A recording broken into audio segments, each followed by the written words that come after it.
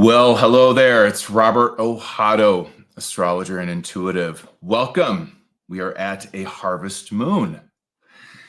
You know what that is, right? It's the closest full moon to the autumnal equinox. So it's not only the harvest full moon, it is also a full moon lunar eclipse in Pisces. So glad to be here. My life's been a bit crazy lately. If you're someone who follows me, I had an emergency surgery a couple of weeks ago. Most of my students know about this. So I wasn't even going to do this video, but I'm so glad to be here because I have so much to say, so much to share, and so many things to offer that not only point us toward what this energy is about, because literally this eclipse occurs in about a couple hours. So I'm going to keep this as short as possible so that you can spend some time in the energy. Hopefully, if you have clear skies and you can see where it's happening, if you're somewhere in the world where you can see this eclipse, you can go out and just be in that energy. Where I live in Colorado, we're going to get a partial view of this. I'll be showing a little bit of some maps so you can see if you're going to be able to see it as well where you are. But this is a big deal, not only just for this energy right now, but it's eclipse season. And what that means is this eclipse, which is a full moon lunar eclipse, I'm going to talk about all the astronomy of it and how it's symbolically so powerful to look at the astronomy of it. But it's also the setup in the eclipse season for the second eclipse, which is ahead, that occurs on October 2nd. And that's a new moon solar eclipse. This is a lunar eclipse tonight. It's a solar eclipse in about 2 weeks. And these are connected. These, if you want to say, messages from heaven, the skies, messages from within, messages from Gaia herself. These themes, these activations archetypally are both inextricably connected. And I cannot wait to highlight a little bit about what I'm going to talk about when I do that particular video. But welcome to this video. So we're going to be talking a lot about this need to go internal in a way that's very healing. In this eclipse, we've got the sun in Virgo and the moon in Pisces. So whenever you have a full moon, you've always got the sun in the opposite sign.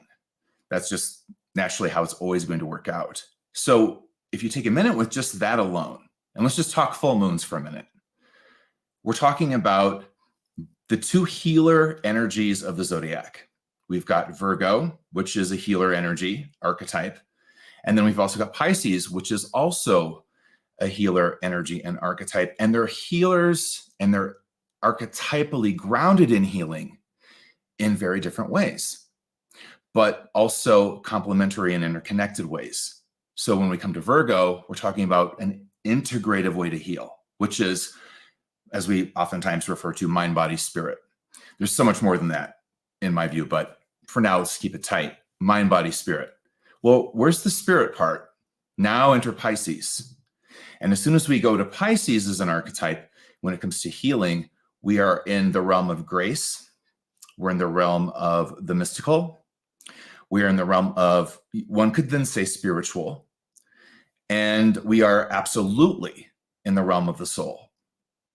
So something of the need to be integrative and grounded in our healing Virgo, yet very much focused and take a look at some new opportunity within the soul of life, our own soul journey, our own soul agreements, our own capacity to heal at the soul level is present as well.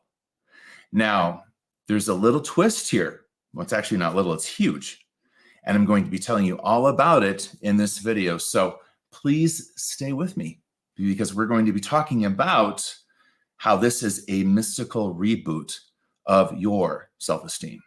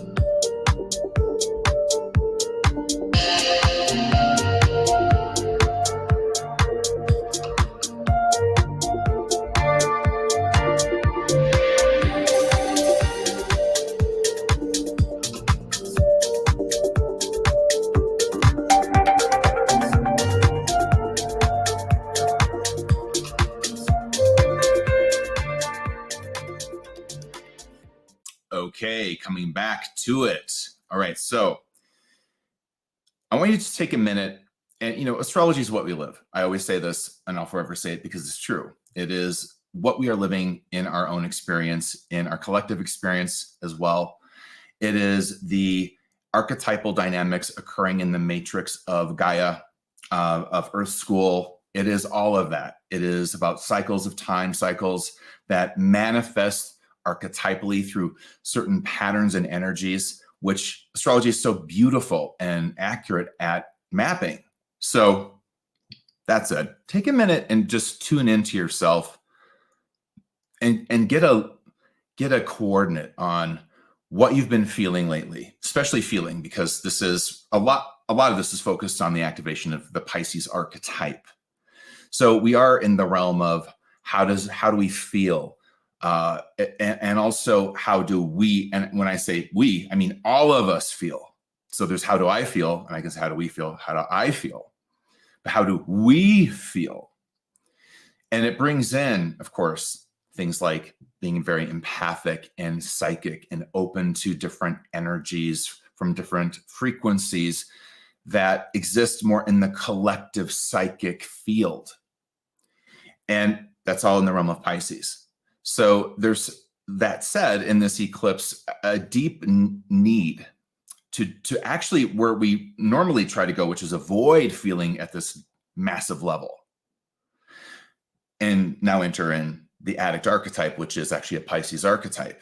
And I'm going to revert and pull you back and say, well, let's go to the mystic, which is also a Pisces archetype. They are actually a complementary pair.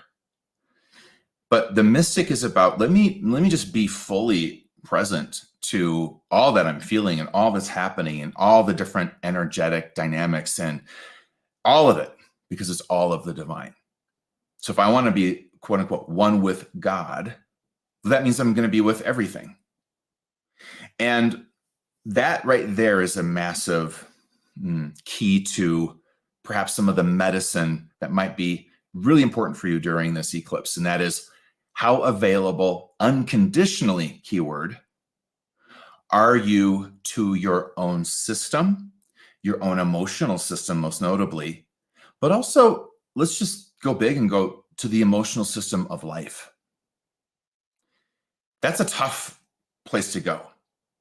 And that's a tough place to go because if we open that big, there's a lot of suffering in the world. And right, who wants to be with that in a way where it's coming into your own system and you're feeling with life? And I think one of the differentiations that is healing to make within this understanding of feeling with life is, are you feeling for life or feeling with life? And that's a check on your empathic system to say, it's not usually helpful, useful, or healthy to feel for life or feel for someone. Feeling with them allows empathy to happen. And when we are empathically connected, now we can be divinely called on how to best help heal whatever's in front of us. And that sometimes is the person looking right back at us in the mirror. So obviously, on a personal level, this eclipse is a lot about being with yourself in an emotional, and here's the key word again, unconditional way. How's that going? When we naturally are going to be resistant to dark emotions because they're not fun. And there's a lot of even, things that spin around in self-help and spirituality that really tell you to not engage with negativity or dark emotions, rather focus only on positive, which really actually puts your psyche in a jam and actually activates even more the negative, frankly. So there's this moment within this eclipse where it's a big check-in, but I'm going to have to pull the chart up here shortly and go through it a little bit with you because the check-in is so massive. And if I could recruit into your awareness the largesse of it, it would be to say, look, why don't you just take a minute and let's just go back 3 years on your personal timeline and then make a connection to the collective sense of our shared timeline and consider all that's happened in the last 3 to 4 years. Well, first, I just began that timeline with COVID-19. So there's that. And now I'm pulling you through because this is a time, this is a crossroads. Anytime we have a full moon, there's one aspect of it that's reflective. The full moon in its full glory of being lit up by the sun is reflecting the sun. And then we throw in the archetype and the sign that it's in, and it's reflecting actually an energy from Virgo, because that's where the sun is. But the reflection is Pisces. So I want to bring this piece in because it's really important, and it's often not added into just full moons, let alone eclipses. But you do want to always, with any full moon, consider the thing that's illuminating the moon in its full glory in terms of the sun and the sign it's in, because that is where the focus, the activation is coming from. We're meant to be reflective and come to some new illumination about Virgo, but the illuminations in the archetype of Pisces. I'm going to break this down and give some real life examples, and then I'm going to throw in an eclipse on top of it. So hold on. That said, coming back to your own life, coming back to life, coming back to a timeline, 3 or 4 years, let's say from present, go back, and let's just feel the future. I want to share with you mystical truth here that I think this eclipse is bringing up, and that's this about timelines. You can only ever change your life in present time. Now, there's a lot of, I think, thoughts in shamanistic time travel and sort of different things I've seen out there about going backward. And what I would say is, and I revere shamanistic traditions greatly, and certainly love the shaman archetype. But I would say this, if you're getting technical, the shaman's never really, or someone doing shamanic healing on a timeline is never really leaving the moment. If you do that, then now you're no longer in present time, and this is where shift happens. This is where it happens. So in your timeline, you want to consider, am I unconditional with the moment, with present time? Can I be with life and all that's happening in the world and in me, in the current state I'm in, the world's in? Can I be with it? Not that we got to like it, but can I be with it in a way that's unconditionally present? So part of this eclipse to me is about checking in on your quality of presence in your life. And your quality of presence has a lot to do with how well you can be with yourself unconditionally. And that has a lot to do with your esteem. So I'm making a connection here to this really being in great part a lot about your own sense of value for yourself. If you feel you're enough, you can be here and not feel like you have to go do this and get busy to get to enough, or go manage that so that you stay enough, or whatever it might be that would pull you out of the present moment. If you feel you're enough, you can relax into the moment. And you can feel any feeling and know that, hey, I have a dark feeling, but that doesn't mean I'm dark. I'm just having an experience of grief or anxiety or anger. That's not my identity. That's not my, complete sense of who I am. It's an emotional moment. And I can be with that because it will not diminish me to be with that. So it may at first blush seem odd to talk about self-esteem within Pisces, but it isn't at all.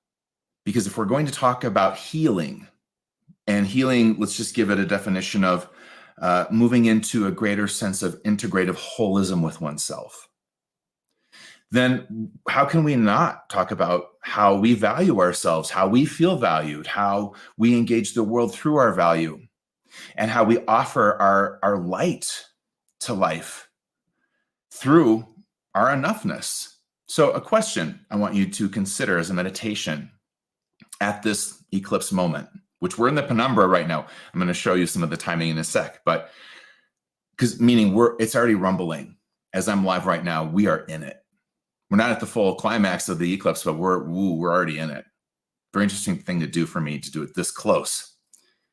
I want you to consider, are you moving through your life, and give it a percentage, from a sense of enoughness? Are you taking action on the daily from a sense of enoughness?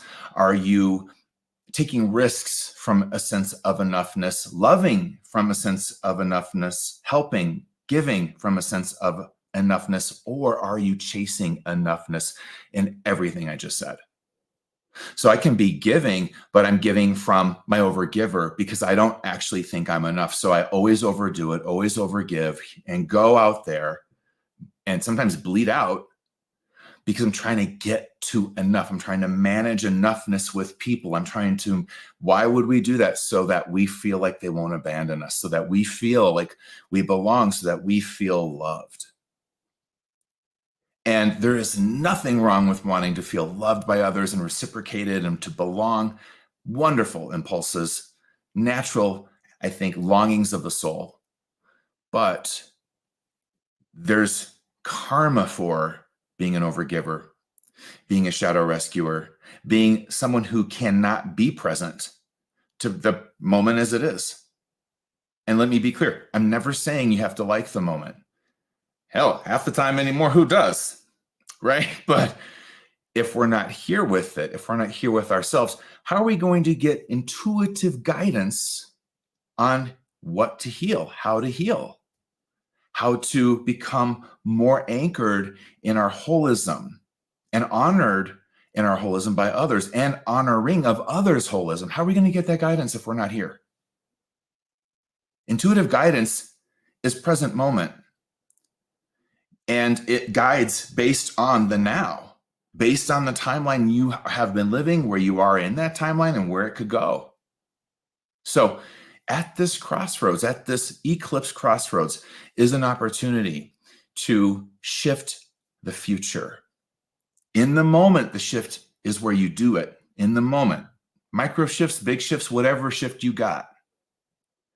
But if we don't shift, of course, the karmic momentum of our patterns in the past is going to just keep taking us forward. And in this particular eclipse, it is about looking at the emotional level of our patterns, but also the level in which our patterns operate as an esteem system. So the Virgo sun is saying, I am all about systems. I'm Virgo, and integrative all across the board, from psychological systems to spiritual and mystical systems to your physical body being a brilliant system. I'm a systems archetype, says Virgo. And in this moment where there's this illumination in this full moon lunar eclipse with Pisces, it is about, in the later degrees of Pisces, where Saturn is going to end up coming before long here, where Neptune just has been, there's a sense of calling all of us forward to, all right, it's time to evaluate your systems. And did you know that your esteem is actually it's a system? And in fact, so let me name the system real quick for you to consider. You have wounded ego esteem. It's part of being human. What is that? That is where we have been, usually by shame, but in some way or other, wounded in our sense of value and sense of self. That I don't know anyone that does not have a few wounds up in there when it comes to how they value themselves and their sense of self. I call it wounded ego esteem. And what wounded ego esteem does, and as a system, if it's a dominant system, is it's where we get our shadow moves to get to enough. It's a shadow esteem system. Usually that looks like putting other people down so we can elevate ourselves, or, let's go to some archetypes: being a bully, being someone who is a narcissist, being somebody who is always out to get even. So when we get into shadow levels of our wounded esteem, we might move that way. In other ways, we might not have any boundaries. If I was taught when I was a kid, hey, to be enough, have no boundaries. And that was communicated through abuse. That was communicated through fill in your blanks. And then you're going to have what I call a wounded esteem team. Different patterns, archetypes in you that manage your wounded ego esteem. And that's where we get some of the darkest capacities of what humans are capable of, is from this level of esteem. And we all have a measure of it. So how do we then hug this dragon?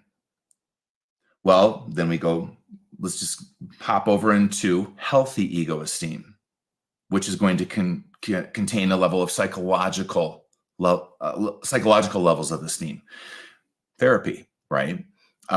In psychology, we often talk about doing esteemable things to build esteem. I think it's a very grounded and wonderful integrative approach. So does Virgo.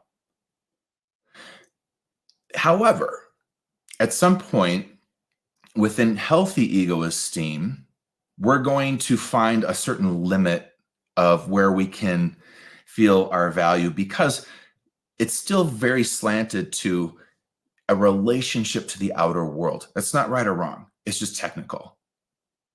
But for the spiritual and spiritually called individual at the level of healing themselves, at a new mystical level of healing, it's not enough. So then we go more to a mystical esteem system, and that is fueled primarily by something I call SoulEsteem. And this is a spiritual mystical truth that awakens to whatever degree that flame can burn in you, and it says, hey, I'm enough no matter what. And it's like Jesus hanging on a cross and forgiving everyone who just put him there. It makes no sense, because we live in a world that says to be enough, do X, Y, Z. And in SoulEsteem, in a mystical esteem system, well, I'm enough just because I'm here. I don't have to do a damn thing. And back to the emotional connection you can have with this. This means I can be with all my dark emotions, not be diminished by them. And I can be with other people, maybe even projecting their dark emotions onto me. And I know it's about them, not me. And I'm still not diminished either way. I'm going to pray for them. Gosh. So there's a thread here that deals a lot with how we value ourselves and where we cultivate our esteem. And within everything I just said, these three types of esteem, it's wounded ego, healthy ego, mystical. I wouldn't look at any of these categories as right or wrong, maybe even better, best. I always look at things karmically as a technician. Okay, wounded ego esteem has some sucky karma, right? And healthy ego esteem has some great karma, but it can also fall short, because all it takes is maybe someone out there to criticize me on a certain day, and I could get gutted. And it'd take me a little minute to regroup my psychology to come back from that. Well, mystical esteem, say what you want to say. I know who I am. I'm good with me. I'm with my soul. I'm enough. So are you. We're all enough no matter what. Whoa. How about we start focusing on that empowerment with each other? So self-acceptance, being with yourself, these things are really active right now in this eclipse.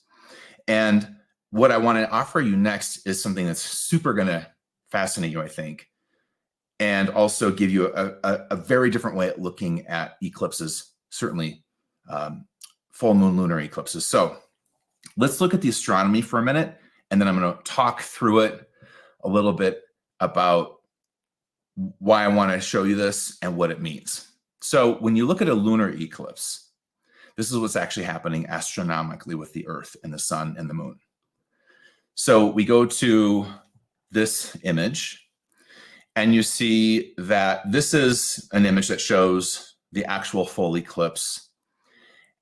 And what that looks like is, as you can see, in terms of orientation, there's the sun, and then there's the Earth, And the Earth is positioned in such a way that it's blocking light to the moon, therefore eclipsing, interrupting the usual full moon that would happen if the Earth wasn't in the way.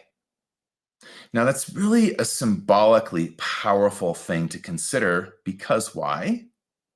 Well, and all astrology is based on symbolism, but this actually has some electromagnetic and different frequency dynamics that are actually based in science in it. So if you've got the Earth coming in between the sun and the moon, you've got the Earth interrupting the usual full moon. So Gaia herself is bringing this intervention, you could say it, wake-up call, a disruption, and I mean it in the most positive way, within these archetypes as we normally would think about them, relate to them, meaning Virgo and Pisces. And Gaia is saying, wait, let's talk about holism. I'm a whole planet.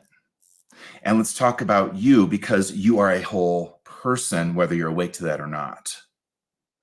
And if you are, through Virgo or Pisces, looking at yourself, relating to me as Gaia, relating to others as not whole, unconsciously or perhaps consciously, well, I'm going to jam this up for a minute here.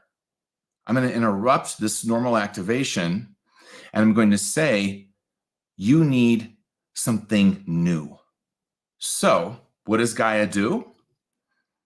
If you think about the moon, that's a new moon right there.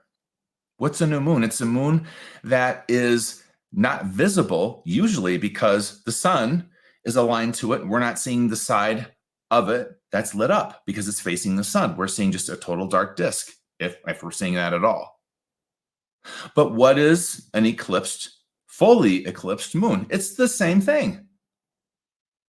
So what you've got here in this eclipse, and this is true for all eclipses, full moon lunar eclipses, is inherent in this, and it's an ending because we're in the later degrees of Virgo and we're in the later degrees of Pisces. There's something that is being called and summoned to end. But maybe the way you even think about endings needs to be born from something new. Maybe the way that you normally think about healing needs a disruptive shift. Because that's what the Earth, and here's what the Earth is doing. The Earth is saying, what you need to understand for you to be more grounded in your holism and what this activation and the energetics are about, you have to understand me. Gaia, you have to understand me. And when we got Pisces and Virgo here, Virgo deals with, let's say, ecological systems. Pisces, perhaps one could say mystical systems. But what we often just can't hold in our human minds, but our hearts can, Pisces, is that we are all one. And guys, like, take a look at me. And look really carefully, because y'all acting like this ain't one planet.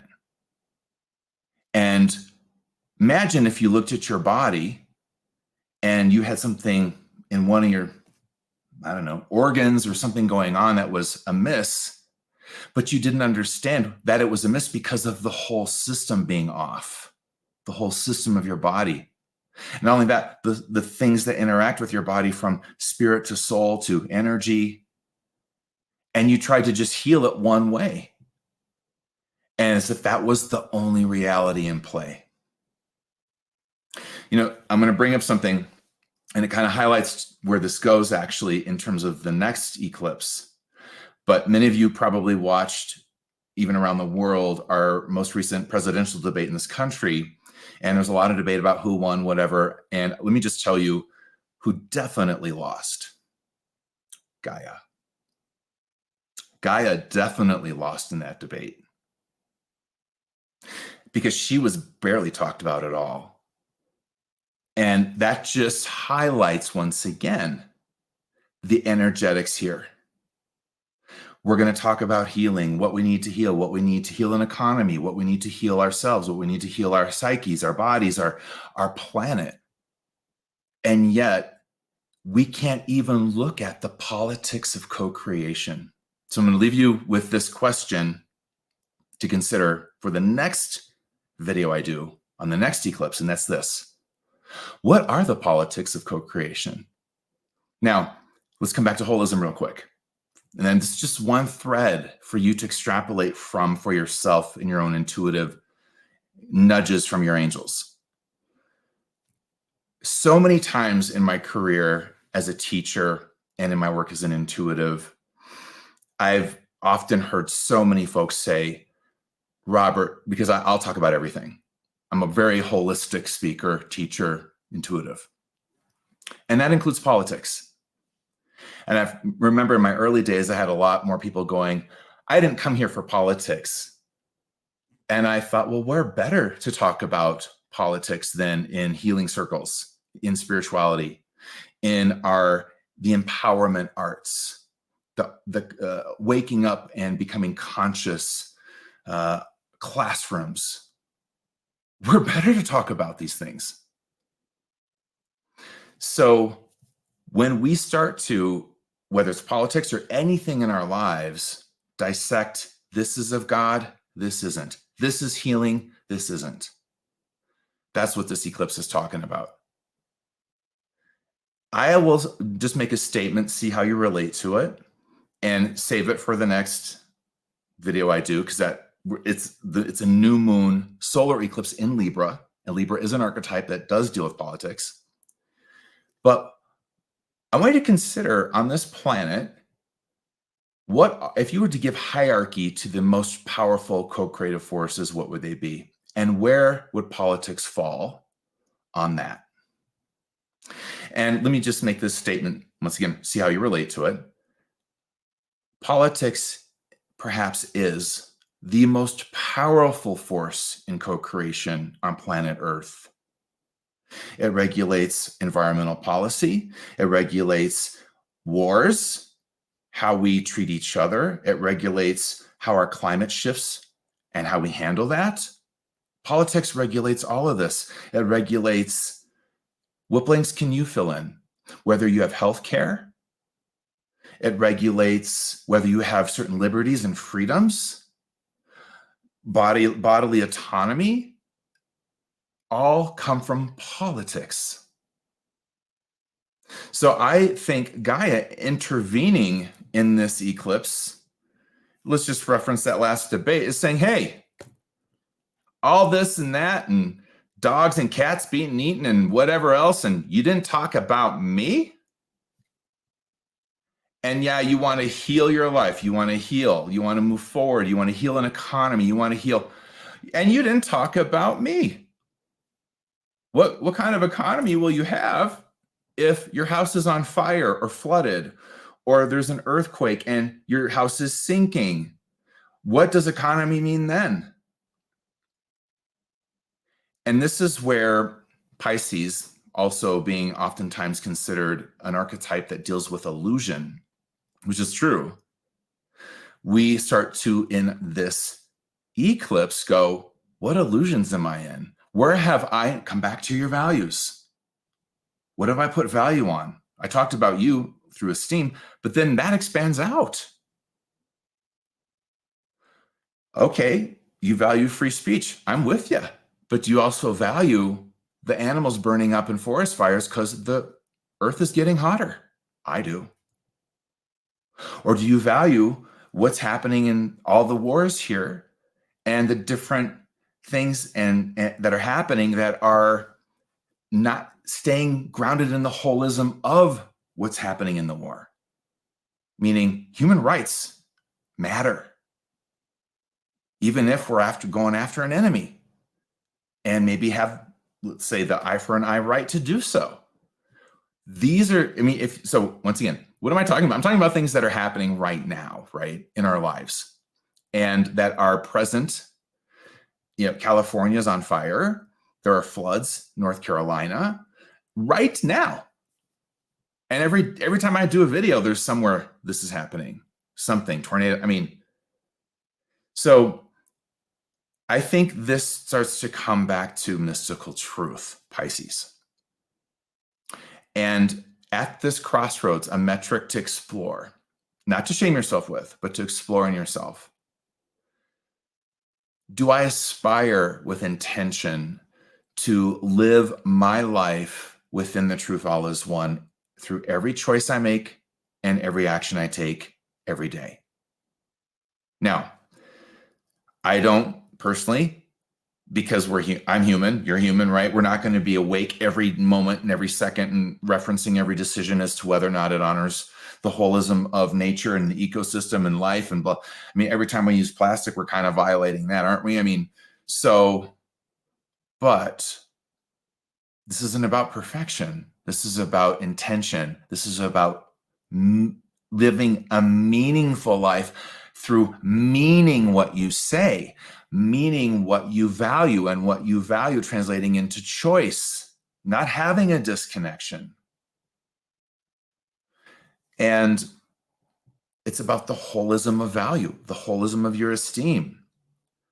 So this is where, and it's true to Pisces, which is the collective archetype as well as personal, actually. It's both and. We want to take a moment at this crossroads and go, okay, personally, where am I at within some of the metrics Robert's mentioning? And also collectively, where are we at? And what is my call? What's my soul agreement with the collective? What grace am I meant to bring forward? Now, here's something I want to just riff around with as well. I see a lot of people trying to manage what others' graces should be and what they should be doing with their grace instead of focusing on their own. So what's the usefulness in that? Just, there's so much here. This is a whole suitcase of mystical goodies to unpack. I mean, and I want to frame the question through Pisces this way. What am I really choosing? And where's my mystical heart in the choosing of it? Where's your heart? So if you're like, okay, all right, Robert just said, am I choosing based on raw one every day? Am I kind of staying awake to that intentionally, reminding myself? Let's ground it. Let's ground it into your body, just right here. Every day, I want you to make a practice. And even tonight, just if you got some choices in your life, if you're at a crossroads, if you are mulling over things you've been trying to forgive, maybe someone that's wronged you, if you've been mulling over just something that's really been painful for you, if you've been mulling over who to vote for, if you've been mulling over, what is happening with this world? What is next? Are we going to make it? If you're mulling over what is my destiny? What is my calling? I want you to come here. And so does this eclipse.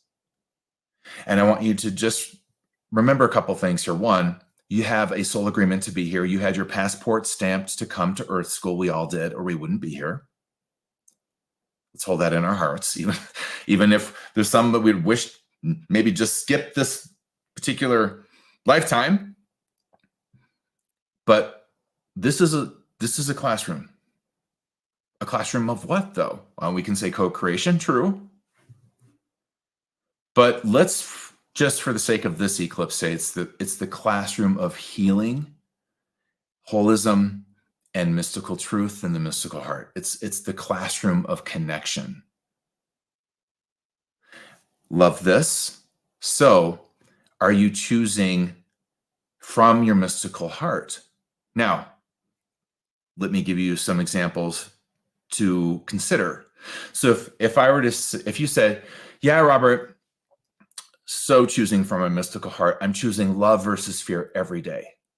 I'm going to go, nope. No, you're not. You're choosing duality. I just heard duality. That excludes there's healthy fear. There's intuitive fear. That is actually intuitive guidance. That's helpful.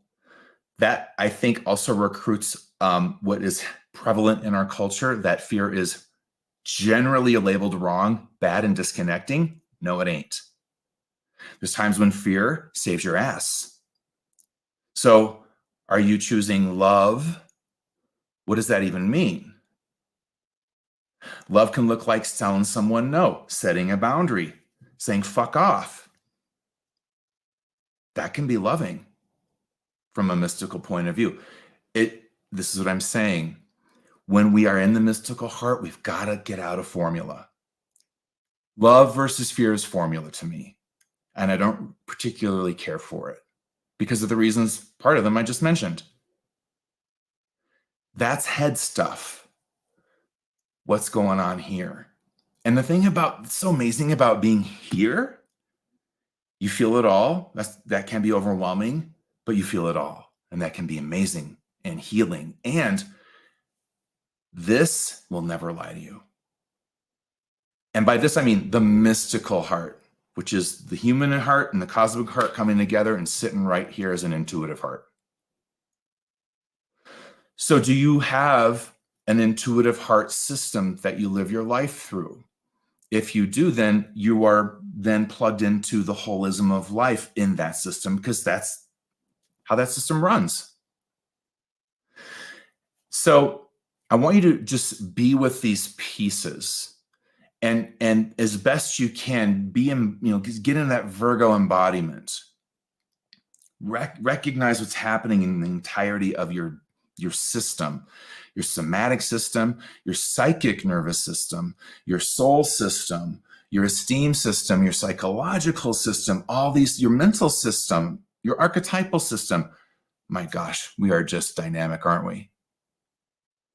And when you're looking at the polarity of Virgo and Pisces, you're looking at everything I just said. It's all like kind of on that line together.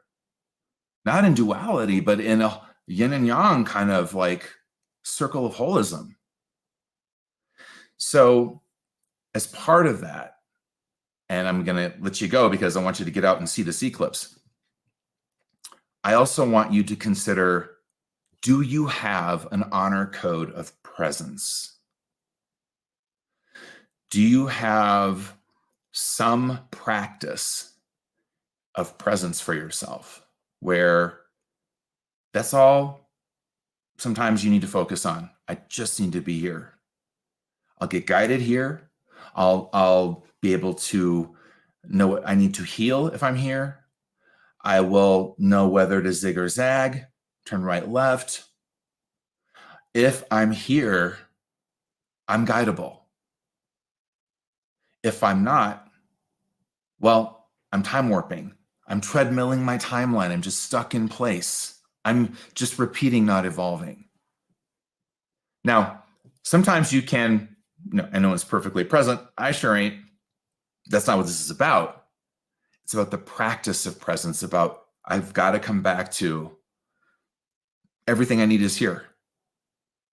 If I can just take a breath with this moment and let it go, and then take the next, and then let it go.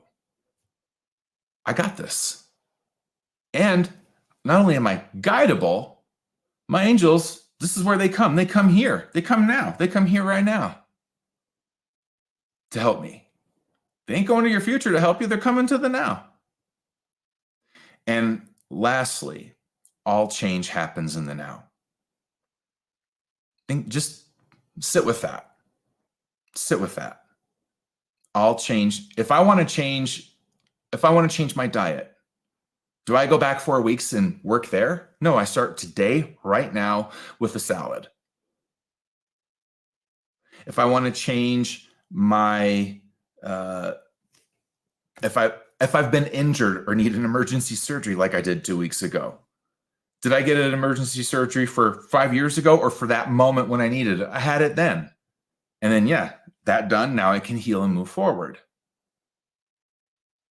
So it's really challenging with the cacophony of all the different things coming at us through all the social media, just to lose track of our timelines and get spun out, turned around, not even know where the now is.